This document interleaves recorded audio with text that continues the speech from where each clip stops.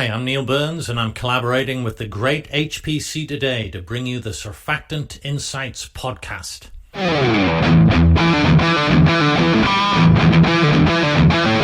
What's so special about specialty surfactants? Well, I'll skip ahead to the answer. It's information.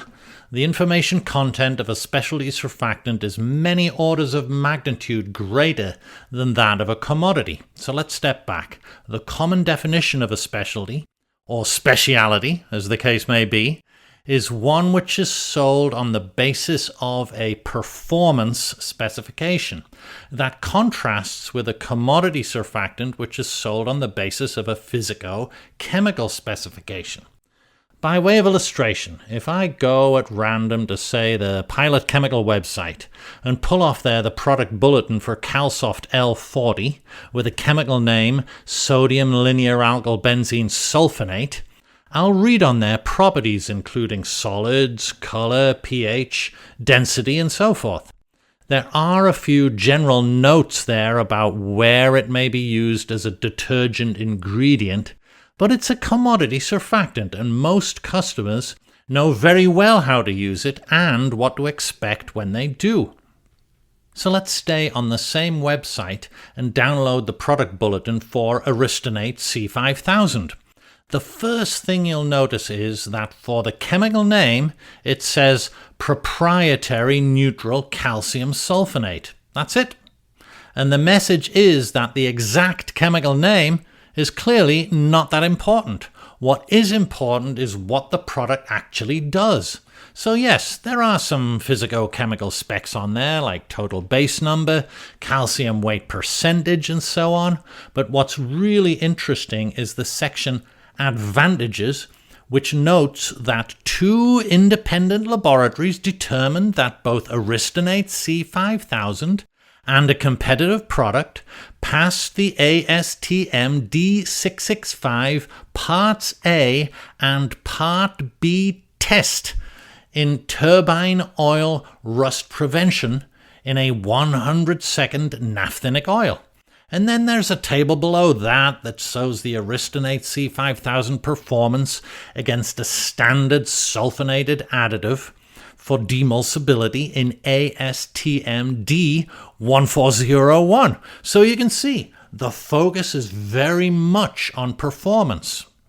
What this means is that the specialty ingredient is carrying with it a lot more information directed toward helping the customer use the ingredient to its best effect.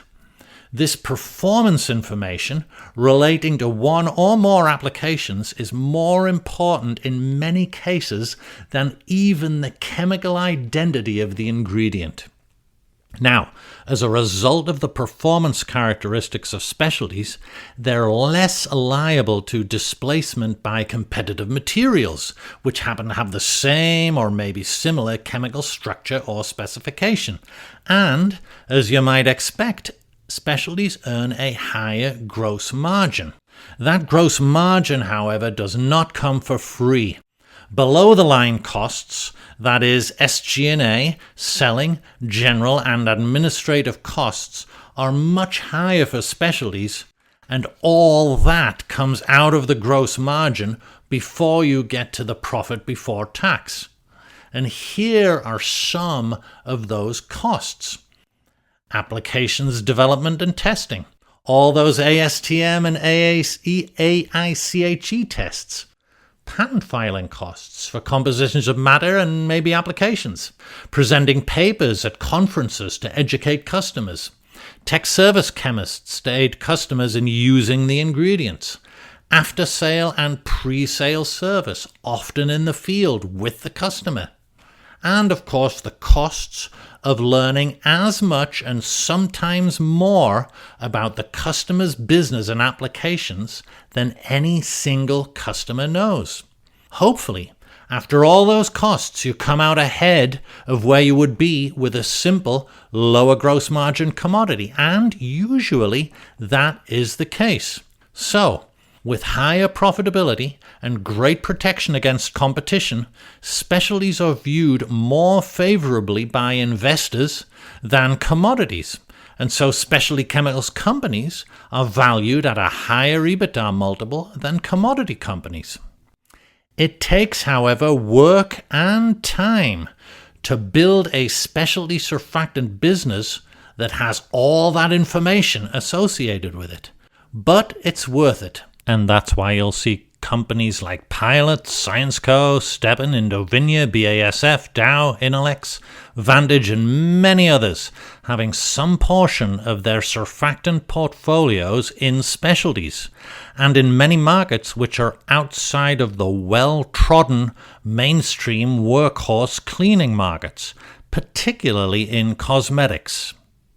So, if there are other specialty aspects which you'd like to learn about, please let me know. In the meantime, I hope you found this quick look at specialties to be useful. Thanks again for listening.